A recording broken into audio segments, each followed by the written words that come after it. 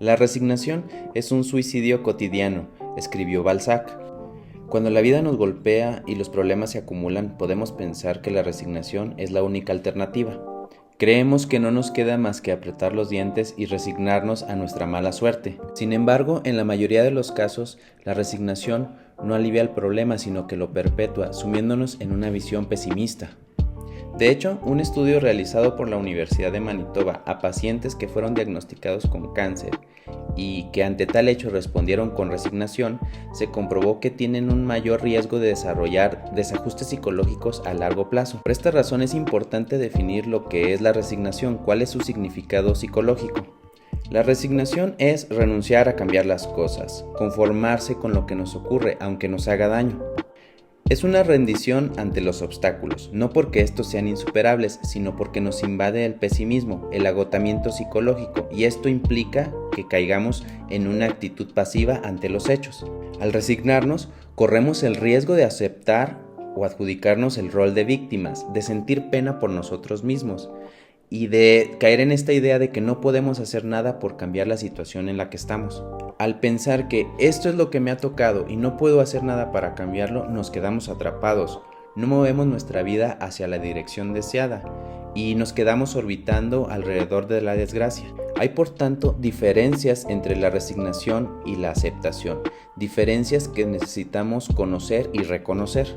Primero que nada, la resignación genera indefensión y la aceptación conduce a la serenidad.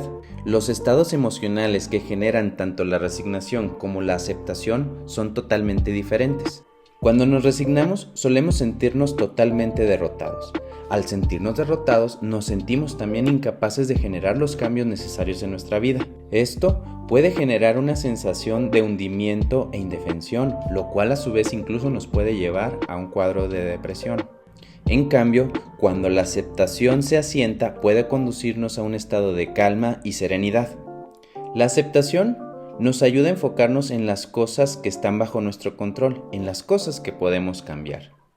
Y noten que esto a su vez nos otorga de alguna manera cierta sensación de empoderamiento. La segunda cosa que debemos notar es que la resignación proviene del desfallecimiento y la aceptación de la reflexión. La resignación surge de un darse por vencido, de la sensación que tenemos de que nada de lo que hagamos cambiará las cosas, de que todos nuestros esfuerzos serán inútiles. A menudo es resultado de una actitud pesimista y derrotista. Es como ese pensamiento recurrente que tenemos de que esto es lo que me ha tocado y no puedo hacer nada para cambiarlo. De hecho, la resignación suele originarse en la extenuación, en el agotamiento. En cambio, la aceptación suele ser el resultado del análisis más profundo de las circunstancias. Implica constatar que las cosas no están yendo como nos gustaría, pero aceptar esa realidad y hacerlo con una actitud resiliente. Y así, aceptamos lo que no nos gusta, porque reconocemos que este es el primer paso para cambiar de alguna manera nuestra situación. Y la tercera cosa, la resignación nos condena al sufrimiento. Pero por otro lado, la aceptación nos ayuda a cambiar nuestra realidad. La resignación suele ser un golpe de gracia para nuestra motivación, nos conduce al inmovilismo y nos condena a sufrir de forma pasiva lo que nos sucede. Al provenir de una sensación de indefensión, no suele haber un análisis crítico de las causas, lo cual también nos impide aprender de nuestros errores. De hecho, en la mayoría de los casos, la resignación nos mantiene hundidos en el problema, sin la posibilidad de encontrar una salida, condenándonos a una especie de ciclo del sufrimiento. La aceptación, al contrario, nos permite asumir una cierta distancia psicológica para ver las cosas en perspectiva. Es un proceso consciente en el que nos sumergimos en la situación y la comprendemos mejor. Ello nos permite comprender nuestro papel, detectar nuestros errores y aprender de ellos. Por ello, la aceptación es fundamental para recomponer las piezas y recuperarnos. Así que la reflexión lo que tiene que permitirnos es movernos desde el concepto de resignación para transitar hacia el concepto de la aceptación.